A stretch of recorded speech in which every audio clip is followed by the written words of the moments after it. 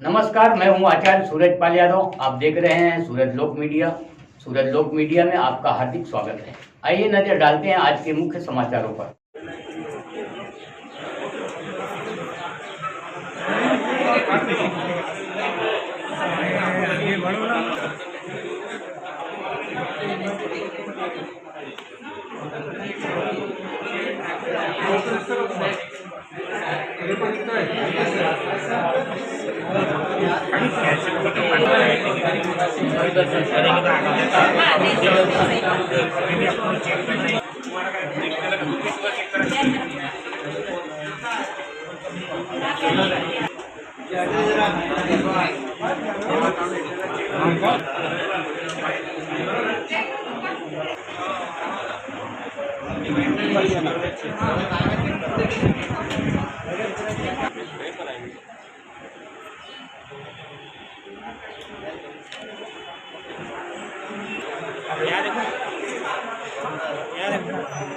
सचिन दादाचे सरपंच हे सरपंच झाले पाहिजे, कारण की पुढारी होता परंतु त्यांना अभ्यास नसतो.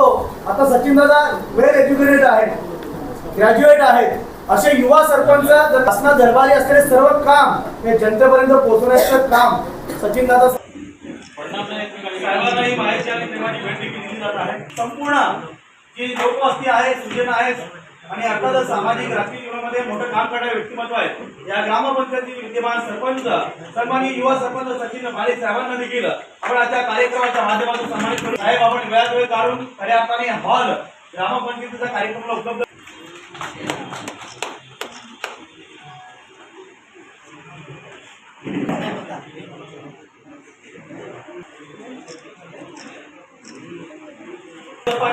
छत्रपती शिवाजी महाराजांच्या राज्याभिषेकाची प्रतिमा देऊन त्यांचा सन्मान केला जात आहे. खऱ्या अर्थाने आजचा जो कॅम्प आहे आरोग्य कॅम्प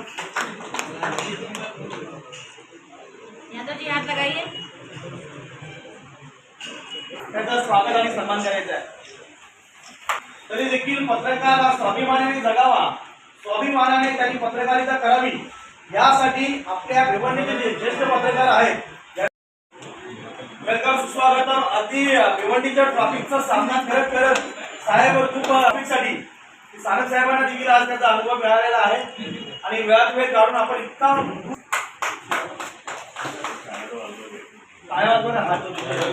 त्यांच्या खुल्या करायला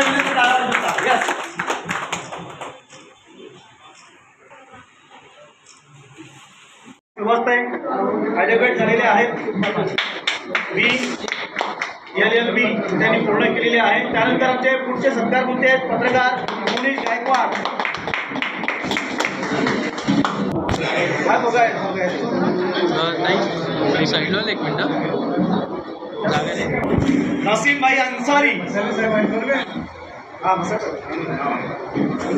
त्यानंतर ऍडव्होकेट शरद मसाळे साहेब यांना विनंती असेल आपण या त्यांना देखील साहेबांच्या शुभेच्छा आपण या ठिकाणी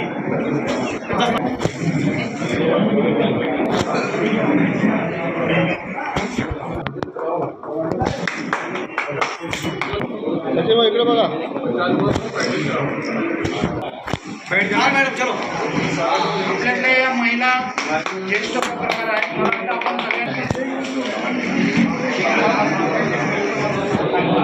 ज्येष्ठ पत्रकार साहेब यात आपल्या ज्येष्ठ पत्रकार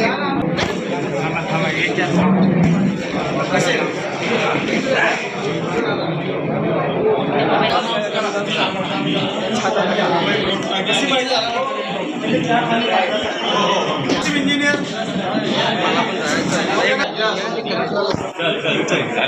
बाबूराव शोएब मंसुरी.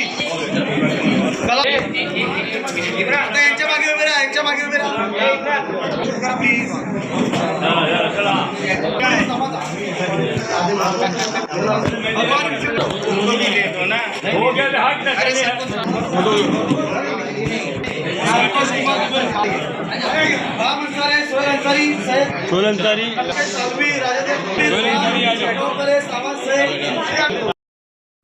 राजा शिवछत्रपतींना मानाचा मुजरा करतो.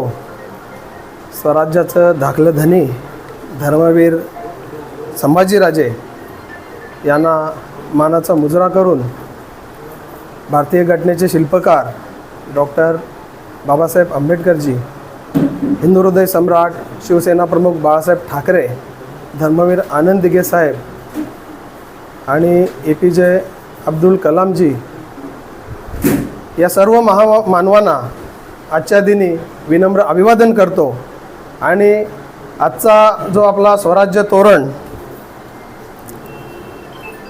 किशोरदादा पाटील यांच्या माध्यमातून जो रेनकोट वाटप कार्यक्रम होत आहे, या कार्यक्रमासाठी इथं व्यासपीठावर उपस्थित असलेले मनोजजी सानप साहेब, जिल्हा माहिती अधिकार, तसेच जो आजचा आरोग्य शिबिर इथं आयोजित केलेला आहे त्यासाठी इथे उपस्थित जितेंद्रजी पाटील साहेब, तसेच माझे सहकारी आमचे ग्रामविकास अधिकारी राकेशदादा जोशी व पक्षीय राजकारणात जे नेहमीच ज्यांचं मला मार्गदर्शन लाभतं ते व्यासपीठावर उपस्थित असलेले राजेंद्रजी काबाडी, तसेच ज्यांच्या माध्यमातून हा कार्यक्रम होतो ते आमचे किशोरदादा पाटील आणि माझ्यासमोर बसलेले सर्व पत्रकार बंधू आणि भगिनींनो, तसेच सर्व डॉक्टर्स जे आजचा आरोग्य शिबिर यशस्वी करण्यासाठी जे प्रयत्न करतात।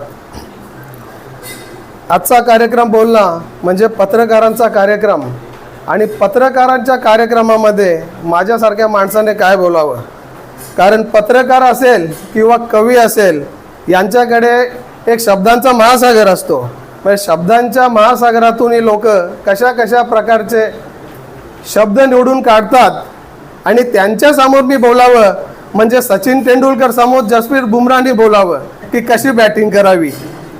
आमच्यापेक्षा तुम्ही उत्कृष्ट बॅटिंग करता, कारण लेखणी ही तुमच्या हातामध्ये असते, आणि या लेखणीची जी काय करामत असते ती आपण बघितलेली असेल। याचं जिथं जागतं उदाहरण म्हणजे संजयजी राऊत साहेब, कारण ते सुद्धा पत्रकार आहेत आणि लेखणीच्या जोरावर विरोधकाला कसं नामोहरण करायचं हे त्यांना ठाऊक आहे।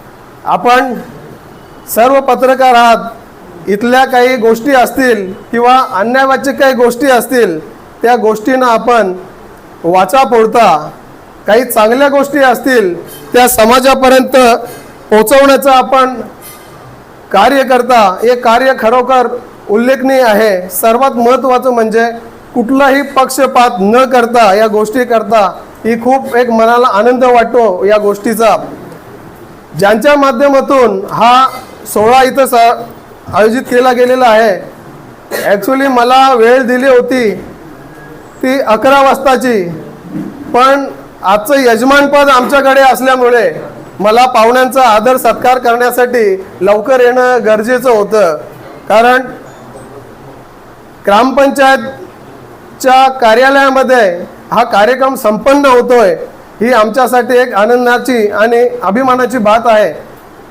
ज्यांनी हा कार्यक्रम इथे आयोजित केला, खरं तर आमच्यापेक्षा जास्ती परिचय तुम्हा सर्वांचा असेल त्यांच्याशी, तरीसुद्धा एक छोटीशी त्यांची ओळख मी आपल्यासमोर मांडतो।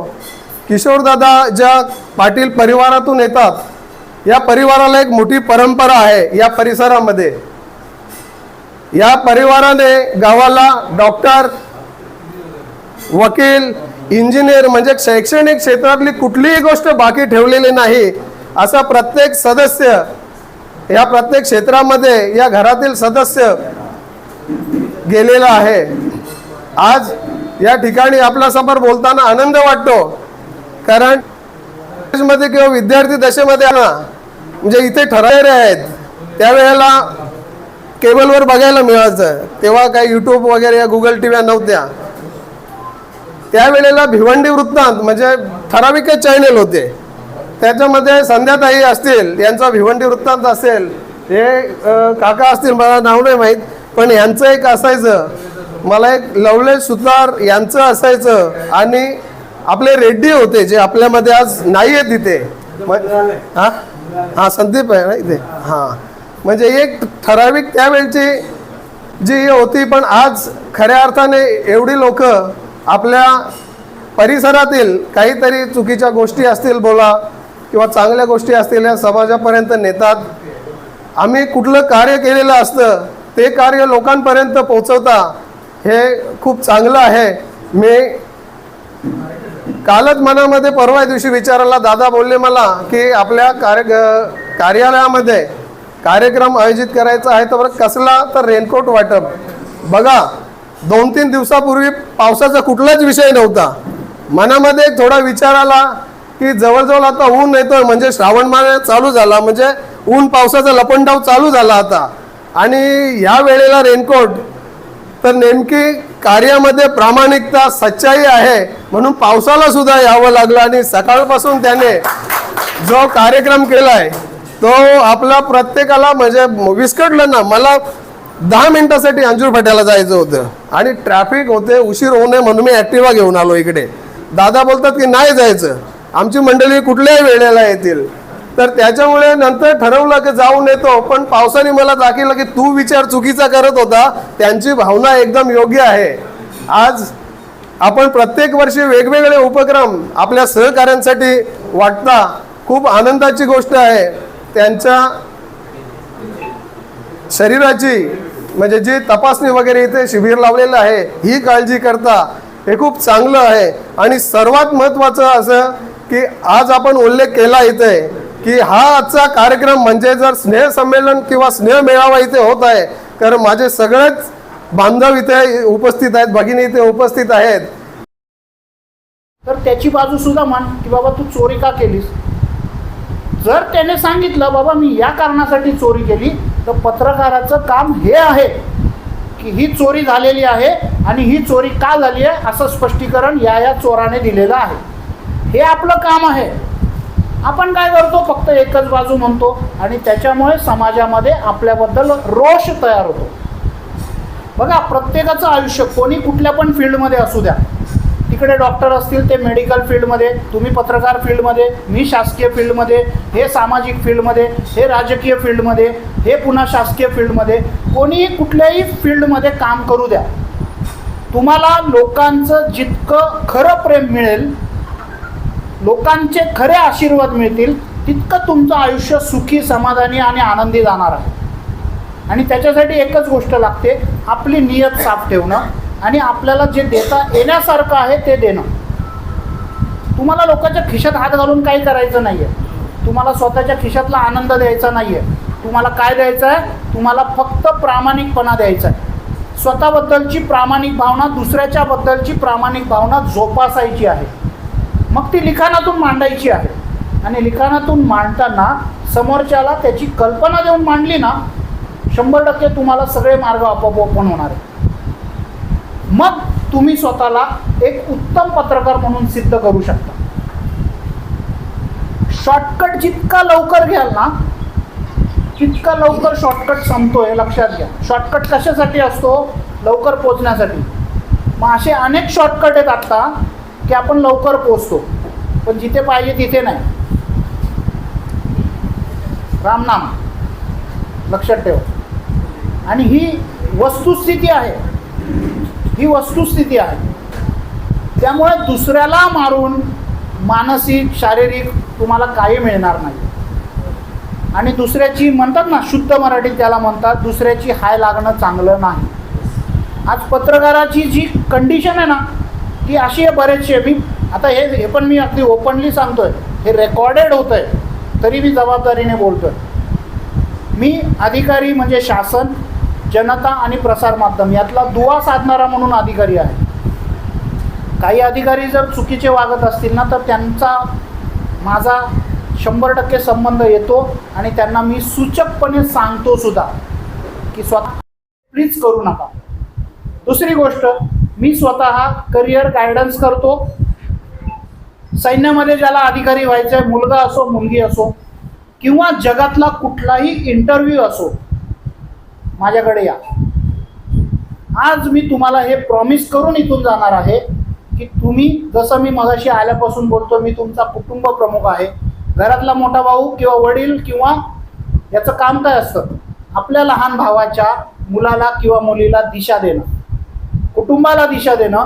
आज मी तुम्हाला एक माझा प्रॉमिस करून जाणार आहे की तुमच्या मुलांना किंवा मुलीला ज्यांना कोणाला आर्मीमध्ये डिफेन्समध्ये जायची इच्छा असेल, नंबर 1.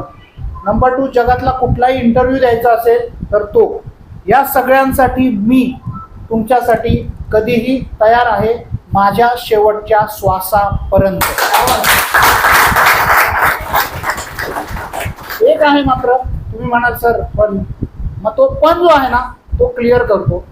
मी थोडीशी फी घेतो, फुकट नाही करत. पैसा बाबा, पैसा खूप मोठी गोष्ट आहे, फुकट नाही करत. माझी फी आहे तो तुमचा आणि तुमच्या पाल्याचा वेळ, ही माझी फी आहे. I don't care. पैसे नकोत ना, देवाने भरपूर दिलंय मला, आई वडिलांनी भरपूर दिलं. फक्त एवढंच आहे की तुमचा मुलगा किंवा मुलगी त्याने प्रामाणिकपणाने मी जे सांगेल ते करणं आणि तुम्ही त्याला प्रामाणिकपणाने साथ देणं. तुमच्यापैकी प्रत्येक आई वडील आज सिलेबस असेल, त्या परीक्षेसाठी काय करावं लागतं, एखादा पुरस्कार असेल त्याच्यासाठी काय करावं लागतं, याची माहिती सुद्धा तुम्हाला आपोआप मिळेल. कारण ती माहिती कुणाच्या तरी लेकराचं भलं करण्यासाठी होईल. जरी तुमच्या नाही तर तुमच्या मैत्रीत, तुमच्या नात्यात कोणतरी मुलगा मुलगी असेल ज्याला ती माहिती उपयुक्त ठरेल. एखाद्याला ब्लड लागत असेल अर्जंटमध्ये आणि मी तेच तुम्हाला मेसेज टाकला तर कदाचित असं कोणीतरी तुमच्यापैकी असेल की बाबा हां, मी या एरियामध्ये आहे, माझा मित्र आहे, तो ब्लड देतो, मी त्याला नंबर लगेच देईन. एकमेकाचं कम्युनिकेशन वाचेल आणि त्याच्यातून माणुसकी वाचेल, एवढाच माझा उद्देश आहे. एकमेकाला कनेक्ट राहिल्याने तुमच्या घरात काही चांगलं वाईट घडलं ते कळेल मला, तुमच्यासाठी काही चांगलं करता येईल का ते मला सांगता येईल तुम्हाला. यासाठी तो ब्रॉडकास्ट केलेला आहे. म्हणजे माझ्या याला फक्त शासकीय म्हणजे 2 बातम्या पाठवल्या आणि संपलं असं अजिबात नाही. माझा ओघ सुरू असतो कधी चांगला, आणि चांगलंच मिळेल तुम्हाला. तुम्हाला बाकी काही टाइमपास म्हणून भरपूर आहे तुमच्याकडे, ते नाही मी पाठवत. ठीक आहे, नंबर सांगतो. 9503546004. पुन्हा सांगतो, सगळ्यांसाठी आहे. आधी मेडिकल स्टाफ सुद्धा आहे, तुम्हाला सुद्धा तुमच्या मुलांसाठी वगैरे काही मदत लागली तर आय विल बी देअर. पुन्हा सांगतो, 9503546004. ओके, हा माझा नंबर. प्लीज या नंबरवर आपापलं नाव आणि हे मला पाठवा, मी सेव्ह करेन. माझं नाव तुम्ही सेव्ह करा, मनोज सुमन शिवाजी सानप, जिल्हा माहिती अधिकारी, सध्या ठाणे.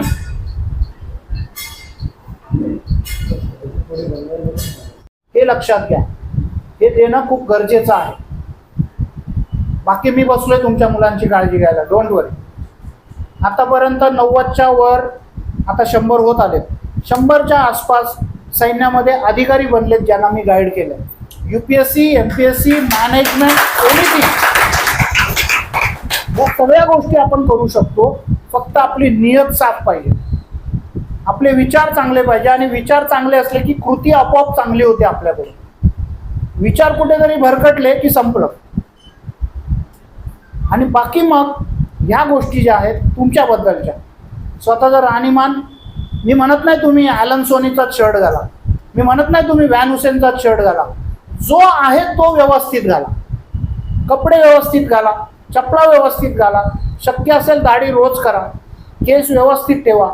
गॉगल बिगल लावून असे जे फिरतात ना, इकडे अडकव, त्या सरकारी कार्यालयात जाऊन गॉगल लावून पण एंट्री करतात काही जण जिममधून डायरेक्ट जातात. कारण जे जिममध्ये जातात त्यांचे 2-3 बटणं उघडे असतात. मग मी त्यांना प्रेमाने म्हणतो, जिममध्ये जाऊन आला आता बघा लगेच लागले 2-3 बटणं पटापट. बटणं उघडे नका ठेवू. काय पद्धत आहे ही? आपण ज्या समाजात राहतो त्या समाजाची ही संस्कृती नाहीये.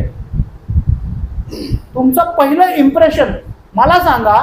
मी दरवाजातून आत जेव्हा एंट्री केली तेव्हा सगळेजण काय खाली माना घालून बसले होते का? तुमचे डोळे आणि तुमचा मेंदू एकच कमांड देत होता, कसा दिसतो कसा दिसतो कसा दिसतो. आणि मनोहरने पण तेच सांगितलं. ऐकल्यापासून माझ्या डोक्यात होतं, कसे दिसतात, यंग आहेत का म्हातारे आहेत. माझं वय आता फक्त 50 आहे. वय वर्ष 50. मुलगा माझा डिफेन्स मध्ये सब लेफ्टनंट आहे आता. लक्षात, मी लोकांना सांगतो पण आधी कृती करतो. मी लोकांना कधीच सांगत नाही चहा सोडा म्हणून, कारण मला माहिती मी चहा कधीच सोडणार नाहीये. फॅक्ट आहे, जे मी करू शकतो ते मी लोकांना अधिकाराने सांगू शकतो. उद्या मला लोकांनी विचारलं बाबा तुम्हाला किती मुलं आहेत, मी सांगणार एक मुलगा एक मुलगी. मग मुलगा काय करतो, मुलगा आता आहे अमेरिकेत आहे, चांगला शिकतोय मस्त पैकी. माझा मुलगा सैन्यात आहे अधिकारी म्हणून. आता मी लोकांना तेवढं हे करू शकतो ना, त्या 100 मध्ये माझा मुलगा पण आहे. थोडक्यात काय की मी जर तुम्हाला चांगलं सांगा, चांगलं राहा, चांगलं सांगण्याचा प्रयत्न करतो, ते माझ्यात नको का? काही लोकांनी आल्या पाहिलं असेल, मी गाडीतून आलोय तर मी लगेच माझे शर्टिंग नीट केलं, व्यवस्थित केलं. शूज मी खाली काढत होतो, किशोरजींनी सांगितलं सर वर सुद्धा काढू शकता. वर येऊन माझे शूज बघा कसे ठेवलेत. आपण जिथे जातो तिथे फेकून देतो चपला, ठेवा ना लाईन मध्ये. आता तुम्ही म्हणा सर झालं ना, आता आम्ही अर्धे पोचले आमचे. नाही, फुस आहे ना आजकाल, लाकडं कमी झालेत, फुस. तसं नाहीये. आपली पर्सनॅलिटी इथून सुरुवात होते. तुम्ही कुठल्याही कार्यक्रमाला गेला, पत्रकारांचा कार्यक्रम आहे का, आपल्याच एखाद्या पत्रकाराने जा बाहेर आणि काढा फोटो, पत्रकारांचा कार्यक्रम बघा, आमचं डिसिप्लिन काय, चपला बघा कशा ठेवल्यात आम्ही. इथून सुरुवात आहे. तुम्ही म्हणाल सर तुम्ही जिल्हा माहिती अधिकारी काहीतरी मोठं सांगा, मी सांगणार नाही. मी परत सांगतो, छोट्या छोट्या गोष्टीतून पर्सनॅलिटी घडते, छोट्या छोट्या गोष्टीतून तुमचं चारित्र्य घडतं. माझ्याकडे आलेल्या प्रत्येक माय माऊलीला मी ताई हाक मारतो, नाही तर आई हाक मारतो. का? मी पण एक पुरुष आहे. काय सांगावं, हे काय सांगावं ना, याला ते उत्तर आहे. समोर आई आली, आई नमस्ते. बहीण आली, ताई नमस्ते. विचार चांगले राहिले की कृती आपोआप चांगली होणार. सबसे पहले खबर पाने के लिए हमारे चैनल को सब्सक्राइब करें, शेयर करें, लाइक करें, आइकॉन बटन दबाना ना भूलें।